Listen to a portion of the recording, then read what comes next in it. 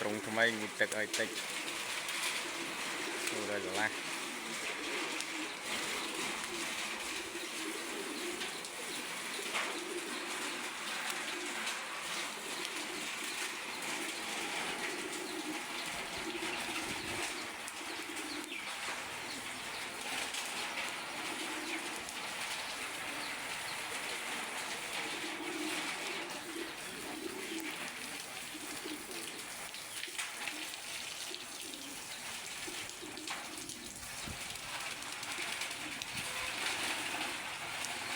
được mang được chẹt từ bài kia